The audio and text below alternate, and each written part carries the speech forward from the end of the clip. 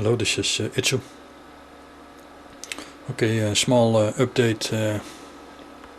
Thank you for all the suggestions and comments on the forum. Okay, I completed on a breadboard this TL494 circuit with the two MOSFET drivers and MOSFETs.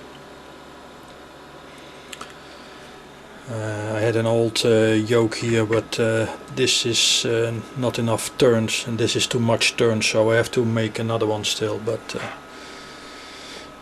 I did notice that on the latest video from Ruslan, he had far more turns here, 2 times 12 when I counted correctly, the yellow wires. If you look at this latest video, there were 2 times 12 and not 2 times 6 like in the diagram. Okay, this is the breadboard circuit with the TL494. I have the 2 MOSFET drivers over here. I have the 2 MOSFETs here. They are not connected with the drains, only the gates. I have 2 probes on the gate, and this is at the moment the signal coming off from it. I've put it on 27 kilohertz, as you can see on both channels. I'm measuring on the gate, so the gate signals is of the MOSFETs is now 16 volts peak to peak with nice square wave.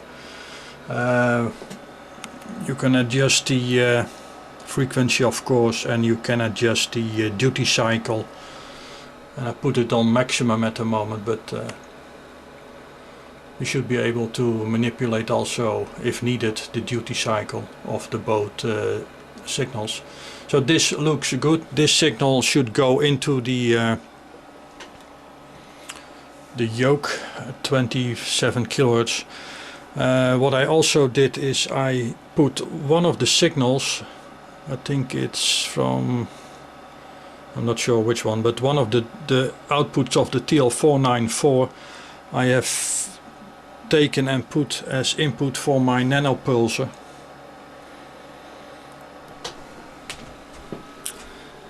So one of the lines from the driver, actually I've picked it up somewhere here, so that's not important, but it goes to this circuit. But instead of this circuit I use my nanopulser for input, and I am measuring across the diode. I have disconnected that scope from ground, otherwise I got a conflict here, but so this probe is grounded, and I use this probe to display that pulse coming now from a nanopulser. You can see it's a 240 volts peak to peak pulse, and well, I'm at 100 nanosecond per division.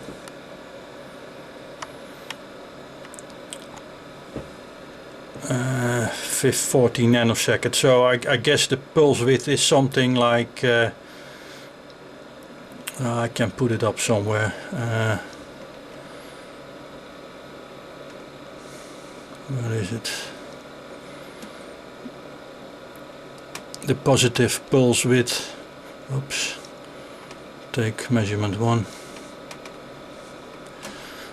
So we can see that the channel 1 positive pulse width is almost 30 nanosecond.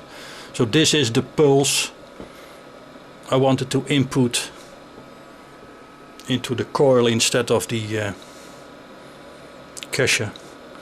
And as you can see, I have synced it to you can see the frequency is 27 kilohertz, which is the same as the 27 we see here. So this works fairly good, I guess.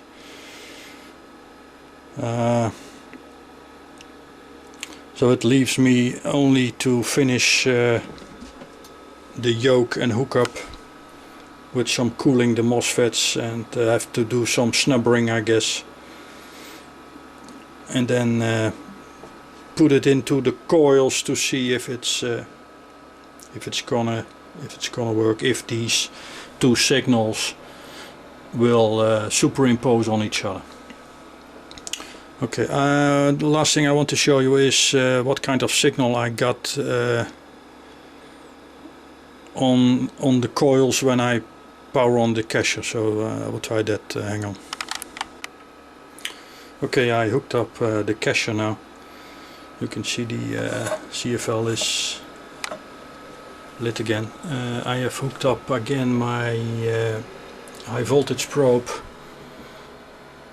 and we can see we have again the 2780, what is it, volts, peak to peak, frequency 746 kilohertz. And I have my other scope with the yellow probe across the or what is it, the multi-layer coil, the big one, and it shows this signal, same frequency, 45 volts peak to peak. What I noticed is if I remove the high voltage probe, let me disconnect, remove the high voltage probe and reconnect.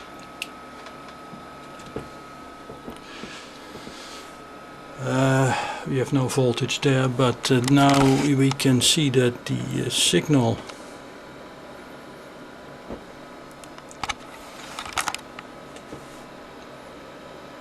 here is slightly higher in frequency, so 790. So the scope probe, the high voltage probe, has some influence, more than I expected. So, but we have a fairly high 24 volts peak to peak signal with this cacher, putting in some signal in the high voltage in the multi bifilar coil. Okay, I'm going to wind the yoke now. Thanks for watching. Oops, I still had my ground probe connected to the return of the battery. When I removed that, I only have now the yellow probe again on the multi, but you can see that now the frequency even changed more. We are now at 1 megahertz.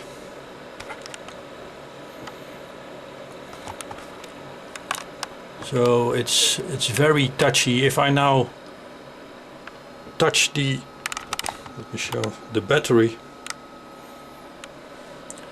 you can see what happens with the frequency and amplitude. So using a cacher is very unstable, and I guess that's the reason why Ruslan is not happy with it. Okay, thank you for watching.